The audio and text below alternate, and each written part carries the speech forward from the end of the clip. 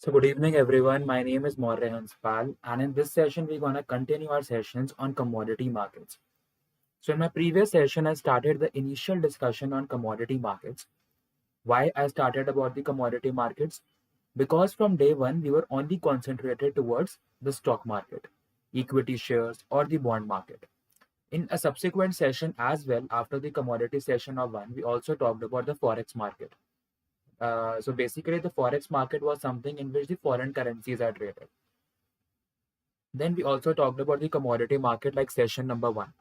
In the subsequent sessions, I would be talking more about the forex market, and also I would be talking about more on the crypto market as well. And that is again one of the most trendy topics nowadays. So coming back to the commodity market, first let me write the topic for today. That is the commodity markets. At least the viewers can get to know that which topic I am teaching you. Because today they would be just of like speaking and less of writing. Okay. So in the previous session, when I talked about the commodity markets, we talked about the two types of markets, like within the commodity market. One was the agri space and one was the non-agri space. Where agri space was basically the essentials, like for example, your cotton, your wheat, your palm, soybean oil, chana, and all those stuff. But in the non-agri market, you had three types. One was the energy, the other was the base metals, and third was the precious metals. So in the energy segment, we had coal, oil, and natural gas. In the base metals, we had all copper, iron, aluminium, copper, aluminium, zinc, and all these metals were coming into place, copper. And then we talked about the precious metals. We talked about gold, we talked about silver, we talked about platinum and palladium. All these four metals were the precious ones, right? So all these things we talked about.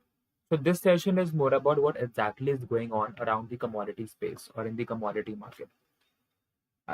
So I have something to share with you.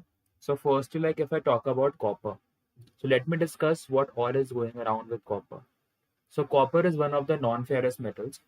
Your ferrous metals is basically in which iron is there, okay, like your steel and all. And the non-ferrous metals are those in which the iron ore is not there. Okay, so further the metals can also be categorized into the ferrous and non-ferrous metals. Okay, and like when we talk about the ferrous metals, in the ferrous metals you have all those, the chromium, your nickel, the titanium. Okay. And when I talked about the non-ferrous metals, these are those metals which do not have any iron in place. Okay, so let me tell you some of the things that you should know. Yeah. So when we talk about the non-ferrous metals, in the non-ferrous space, we have aluminium, copper, lead, nickel, tin, titanium, zinc. But in the ferrous metals, like you'll have your steel, because in steel you use it, right? You have steel, like various other metals as well, like which use the ferrous one. But the non-ferrous ones, the metals are the most ones like that are used. Okay, because like when I talk about the non-ferrous one, copper, you have aluminium, you have your zinc, titan, all these are used in like day-to-day purposes. And there are like more metals in the non-ferrous space which are being traded. But in the ferrous space, I'll just tell you the examples. See, some ferrous metals like which are being traded on the stock exchange or the commodity exchange. See, the best one is steel. Okay, so one can say that we can say that the non-ferrous metals are more in nature as compared to the ferrous metals. So that particularly we can say. So particularly coming back to copper. So when I talk about copper, see, copper is basically like one of the most important metals. And copper is also an indication towards the progress of the society or the progress of the world. And copper is also marked as an indicator of the economy. क्यों? Because copper is used in endless number of things. And लोग बोलते हैं कि if the copper is rising, okay, if the copper is rising, the economy is also growing. And if the copper is falling, the economy is also falling.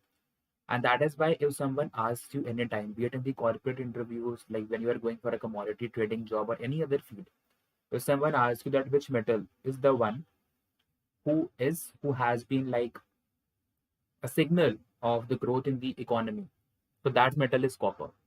So talking about copper, the basically the demand for the copper is boosted out of the real estate, because in real estate a large amount of copper is being used. So if the demand for real estate is high, as we can see nowadays, obviously the copper would be on a boom because the demand for copper would be on a boom.